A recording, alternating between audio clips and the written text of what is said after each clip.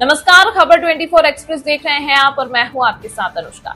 महाराष्ट्र विधानसभा चुनाव से पहले बीजेपी ने कमर कस ली है। पार्टी के चुनाव प्रभारी और केंद्रीय मंत्री भूपेंद्र यादव आगामी चुनाव के लिए पार्टी की रणनीति तय करने के लिए अपना समय महाराष्ट्र में ही बिता रहे हैं।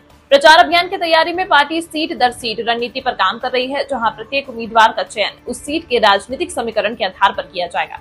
वहीं पार्टी के दिग्गज नेता चुनावी अभियान में पार्टी के एजेंडे को आगे रखेंगे।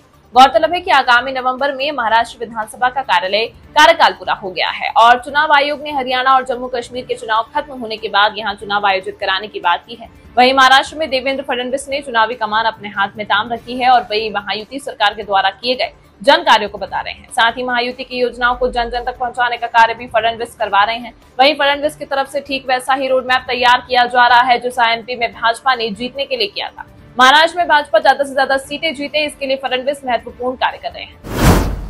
महाराष्ट्र में बीजेपी के लिए सबसे बड़ा सवाल नेतृत्व का है। 2019 में भाजपा ने शिवसेना के साथ गठबंधन में विधानसभा चुनाव लड़ा था।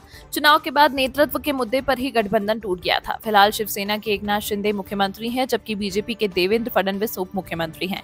हालांकि भाजपा इस बार फडणवीस को ही चेहरा बनाना चाहती है। बीजेपी ने केंद्र में सरकारी योजनाओं के नाम के साथ फडणवीस के पोस्टर लगाकर इस बात पर जोर देने की कोशिश की है। माना जा रहा है कि यह पार्टी कार्यकर्ताओं को खुश रखने के लिए किया जा रहा है, क्योंकि वे चाहते हैं कि राज्य में बीजेपी ही सरकार का नेतृत्व करे। चुनावी अभियान का नेतृत्व करने के अलावा देवेंद्र फडणवीस सीट बंटवारे के लिए गठबंधन के साथियों से बात कर रहे हैं और अलग अलग सीटों से संभावित उम्मीदवारों पर विचार कर रहे हैं। बीजेपी राज्य के चुनाव प्रभारी और सह प्रभारी के रूप में केंद्रीय मंत्री भूपेंद्र यादव और अश्विनी वैष्णव पर भरोसा जता रही है। दोनों ने राज्य में जनता की धारणा को बदलते हुए एमपी विधानसभा चुनाव में सफलतापूर्वक जीत हासिल की। इसी बीच दूसरे राज्यों से वरिष्ठ नेताओं से सलाह लेने का सिलसिला शुरू हो चुका है और नेताओं ने संबंधित क्षेत्रों की जिम्मेदारी संभाल ली है।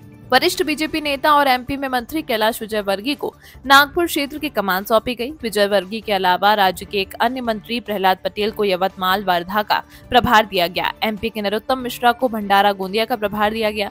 बीजेपी के राष्ट्रीय सचिव अरविंद मेनन को संभाजी नगर का प्रभार दिया गया, जबकि गुजरात बीजेपी विधायक अमित ठाकर को नासिक क्षेत्र में तैनात किया गया है। बीजेपी नेता अनिल जैन को अहमदनगर जिले का प्रभार सौंपा गया है। यह खबर आपको कैसी लगी, हमें कमेंट कर अपनी राय जरूर दें। साथ ही इसी तरह की खबरों को देखने के लिए हमारे चैनल खबर 24 एक्सप्रेस को भी सब्सक्राइब करें। धन्यवाद।